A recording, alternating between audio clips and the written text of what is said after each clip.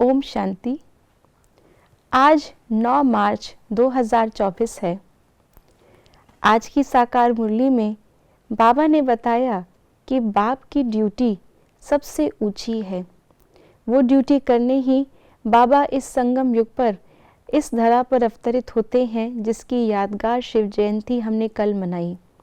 लेकिन बाबा के साथ साथ ये हमारा भी जन्मदिन है, इसलिए हम बच्चों की भी ड्यूटी सबसे ऊंची है। मुरली में बाबा ने कहा राजा रानी जो होते हैं उनकी भी ड्यूटी सबसे ऊंची होती है। तो इस आधार से हम सब की ड्यूटी इस समय संगम युग पर बहुत ऊंची है, क्योंकि हम ऐसे ऊंचे बाप के बच्चे हैं और ऐसे राजा रानी बनने वाले हैं। और क्या है वो ड्यूटी? बाबा ने आज वरदान में भी हमें उसकी एक झलक बताई कि सर्व आत्माओं को चिंताओं से मुक्त करने वाले हम सर्व के प्रिय हैं। और यही ड्यूटी बाबा आज हमें अव्यक्त इशारों के द्वारा भी बता रहे हैं।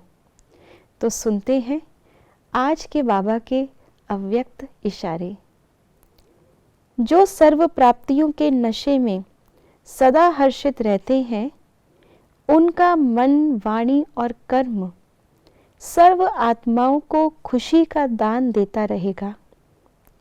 वह किसी भी आत्मा के प्रति बाप समान दुख हरता, सुख करता, सदा बेगमपुर का बादशाह अनुभव करेगा।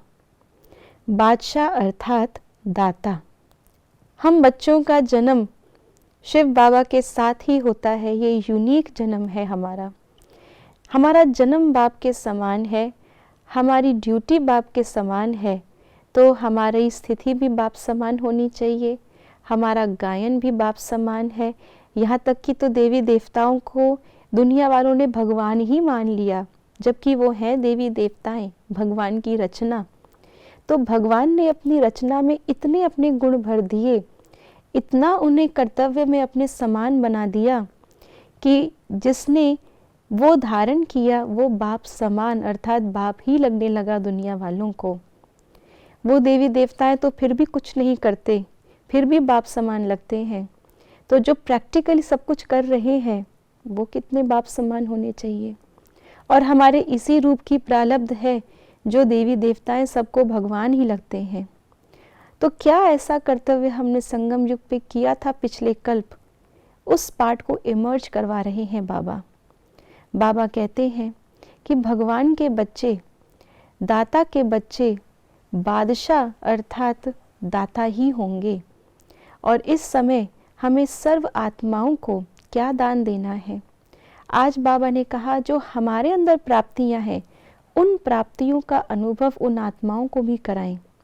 और उन प्राप्तियों के आधार पे हमें जो अति इंद्रिय सुख है, उसके आधार पर उनको भी खुशी का अनुभव कराएं। दुख हरता, सुख करता, ये केवल एक भगवान का टाइटल नहीं है। भक्तों ने कहा जहाँ देखूं तू ही तू। क्यों?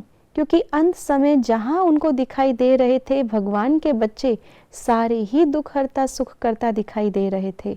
और उसी लिए वो छाप पड़ गई भक्तों के अंदर कि जैसे भगवान वैसे ही उनके बच्चे। तो ऐसा जिनकी महिमा है, ऐसा प्रैक्टिकल में अभी हम सबको बनना है। यही है सर्व प्राप्ति स्वरूप बेफिक्र बादशाहों का वर्तमान समय का कर्तव्य। ओम शांति।